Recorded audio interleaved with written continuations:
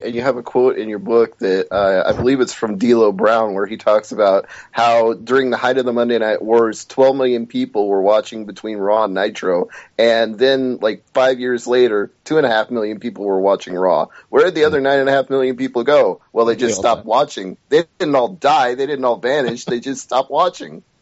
Exactly. Well, that was it. There was not only, and that's one of the things when people talk about the ratings declining. I never really followed the ratings. I think to this day, sometimes people get a little too worried about the ratings. I mean, no one ever even talked about the ratings until it was Nitro versus Raw. But I think one of the things you have to worry about is when you look at just when the number falls tremendously. When we go from a 4.0 to a 3.4, I mean, whatever. That stuff is like, what happens here and there. But those numbers and the discrepancy between the people who were watching at the height of his popularity and today, if wrestling was any other business and didn't have so much behind it already and wasn't such a part of American, the fabric of American culture, it would really be in a lot more trouble than it is. I think people have there's a soft spot that people have for wrestling. I think that's carried it to this day where, they're still willing to take their kids and they're still willing to expose them to a new generation of it. But really any other business to lose the amount of fans that they lost and the time that they lost would be reeling a lot more than wrestling has, thank God. Yeah, and I think that's also a bit of a corporate decision on WWE to expand into all these other foreign markets and get TV deals in different countries and branch out into things like their film division, which really hasn't been a success, but they've been trying to put their money in all these other places so they can say, hey, well, maybe wrestling doesn't sell as well as it used to in North America, but we're still profitable. And as long as they're still profitable and the stockholders are happy, which I freely admit I am one of, then they can keep going about their merry business no matter how bad the TV is. Well, that's what it's become now, and I think that's one of the things that, again, that has also changed the business too, is that in any other time period, John Cena wouldn't be the babyface champion for as long as he's been. You know what I mean? Because there was a time where, they'd make money on his shirts, but the main focus was always the product of how can we sell the shows, how can we sell the cards, how can we sell the people on the shows. Now, everybody can hate you, but if you sell T-shirts, they're stuck with you. You know what I mean? And it's become kind of that thing where it's about merchandising. There's so many factors going into who gets pushed, who's on TV, who's kept there long term, short term. All these things are all dependent upon things besides what you see on television. Because with a lot of these guys too, it's not even about how they perform anymore. Because some of them don't have a chance to ad lib ever. They get into a ring, maybe it's so choreographed ahead of time, they get 4 or 5 minutes here and there. It all depends on who likes them. So a lot of these ways that people used to climb up the ladder and stay there, those are out the window because, the business is fundamentally changing and the people in it are fundamentally changing. It's kind of changing us as fans, kind of who we gravitate to and who we watch because, it's not about who we boo and cheer anymore. It's about who sold what to who. Absolutely. And I don't want to predominate the conversation. I do have a co-host, and he deserves to get some mic time as well. But I feel there's a point there that also needs to be addressed in that we as wrestling fans sort of become conditioned to this idea that we're going to get what Vince McMahon gives us whether we like it or not, because you decide that you like somebody and you think that maybe they have a chance to go all the way.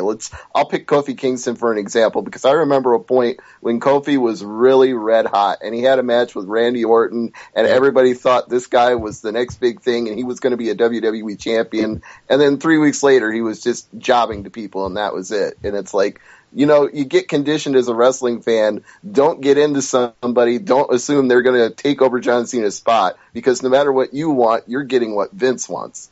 Oh, well, you know what? I think it all came down. The first person that I really remember them doing it with, where I was kind of surprised by it, was Test. I remember that was the first time where they really stopped following a flow of a character progression. Because a lot of times it was always, you did an upswing, and then maybe you'd fall back a little bit. But for the most part, once you made it to like mid-card, upper mid-card, you stayed there. Unless something bad happened. Unless, you really started sucking or you screwed something. But with Test, he had the wedding angle with Stephanie. Triple H stole her away. And then he just fell right off the card. And I remember at the time thinking, like, it's so weird. It's so what they do. Like storylines used to flow into each other and characters used to develop with each other. And then it got to the point now, the last few years, where you can go through the people who have come and gone. And it's like, the Spirit Squad, they were main eventing pay-per-views, and where's Kenny Dykstra now? You got one left who's doing anything. Or, Kenzo Suzuki or Rene Dupree. And you could just Sylvan Grande. You go through all these guys, former tag team champions, former singles wrestlers who not only go, but they disappear. Heidenreich and Snitsky, they were the kings of WWE in 2004. Remember? Everything was about Heidenreich and Snitsky. And now they're not even there. If this was the 80s, they would have been around forever. We'd have Heidenreich and Snitsky, legend ceremonies. But no, they were there for 3 years. They get bounced, and you kind of feel stupid for following them. It's like, well, I followed this guy's career, and then that's that. You know, it's like, why'd you spend so much time putting them on TV if you weren't going to use them at all years later? Man, it's just weird to me. It is, and I will turn it over to Peter with one last thought on that very note. That's how I became an Angry Mark to begin with, because I saw how nonsensical it was, and I saw that there was only one person, and your book illustrates this so well that it makes me happy when I read it, because it all became about Triple H. You know, you could get behind anybody you wanted, anybody in the company, mid-card level, upper card, lower card, whatever. It didn't matter, because there was only one person whose stock never wavered, no pun intended, and that was Triple H. And I just got so tired of it. I started buying TNA's weekly pay-per-views, not because they were any good, but just because I wanted something. I still loved wrestling, and I wanted something other than the Triple H show. That's how I became an Angry Mark. Man, dude, I'll tell you, one of the funny things about Hunt, this is a story I've told on my site in the audios that I've done. One of the funniest things is I used to have a friend who worked at WWE years ago, and he would actually fax me over the Raw scripts before Raw would air. It was back 2004, 2005, and I would follow along during the show when it aired, and I would see so many of these guys were scripted, word for word for word for word. They were scripted throughout the show.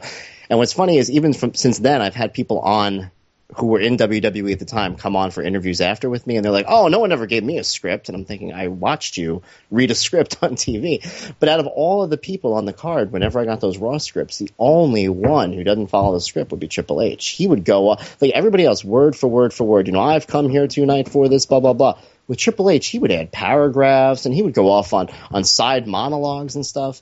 And you kind of get that feeling, even as, you know, as a fan watching it, but thinking to yourself, you know, forget the ring stuff, forget the push stuff. This guy gets a chance to kind of to expand who he is. You know what I mean? Like, I think a lot of the people who get into wrestling get into it because they like the ad-libbing aspect. You look in the mirror, you do a promo, you pretend with your friends, you make up gimmicks, whatever, and then they get into this business and they're not allowed to do any of that stuff.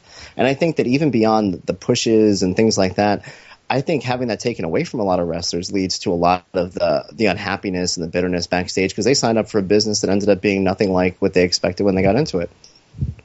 And then they see that the only guy who gets to develop himself is the guy that also just coincidentally happens to be married to the boss's daughter and have a job for life. So it's like you can't help it at some point just feel like, that's it, I might as well cash in my chips. You know, you get the Tyler Rex situation, like, this is as good as it's going to get for me. I can do better if I just go home and work a search engine optimization website company, because I'm never getting any further at this company. Only one guy around here gets to call his own shots, and that's not me. Dude, so many of these guys just leave. And that's another thing, too. Like, you know, you go back to the 80s and those guys, I mean, they had jobs for life. I mean, obviously, society's different. You know, guys could be on TV now. You could be on Survivor for an entire season. You know, you're on CBS every Thursday for an entire season of TV, and 2 years later, no one has any idea who you are. You know, so I mean, it's become like less of a celebrity thing for a lot of these guys. But it amazes me where somebody could be with WWE 6-7 years, and then that's it. You know, I'm done. I'm done with the business. There was a time where a lot of guys didn't leave the business that often. It was kind of a big deal when somebody left the business. Oh, you know, he must have gotten tired. Blah blah. Now it's the norm where people just, they can't wait to, you know, I'm a singer now. I work at Home Depot, you know, whatever they can do to get away, because they have to. You know, it's not a business for long-term career anymore. No, and you get people like Maxine who just go, that's it, I know they're never going to use me. I'm going to quit and I'm going to find something else to do with my life. It doesn't even have to be wrestling. I'll just go do anything else because I'm never getting anywhere here. But I do feel I should give Peter a chance to jump in here because I've dominated this conversation so far. So, Peter, please jump in and ask James a few questions. What up, Peter? Not much. Do you think when Vince McMahon eventually passes away that the product will get much worse than it is now? I thought you were going to ask if it was going to get better. I like the way you took it at the last second and made it much worse. You know what, man? I don't know. I've thought about this, too, because I think everyone, you have conflicting views, or people think, well, Hunter's a wrestler, you know, he's in the business, he understands what needs to be done, da-da-da. But I think a lot of people, there's been a lot of misunderstandings, too, about Hunter, because a lot of people take what he said as fact. For example, Katie Vick. When Katie Vick bombed, they blamed that on Vince McMahon. You know, he took it. He said, put that on my shoulders. Well, Triple H went on, Howard said, I was against it. I didn't want to do it. I told him he was crazy, da-da-da. But everybody who was there at the time, and there's people who were with WWE at the time who a couple of years ago were talking about, some of them won't say it now, but he was on board with the Katie Vick thing. He thought it was so funny. He was laughing during the taping of the interview and things like that. So when you hear stuff like that, it makes you a little worried. Like, oh, maybe Hunter won't improve on it. I think it might get worse. And I think it might get worse because I don't see Triple H being the kind of guy who's going to step aside. I mean, Vince has been wrestling until he's 60. Hunter can retire and he'll still wrestle until he's 60 on and off. But I think Vince has a work ethic that I know Hunter's got a work ethic and Stephanie's got a work ethic, but he's like insane. So I don't know if maybe, even with all his craziness and things like that, maybe that hardcore work ethic has really carried them for a while.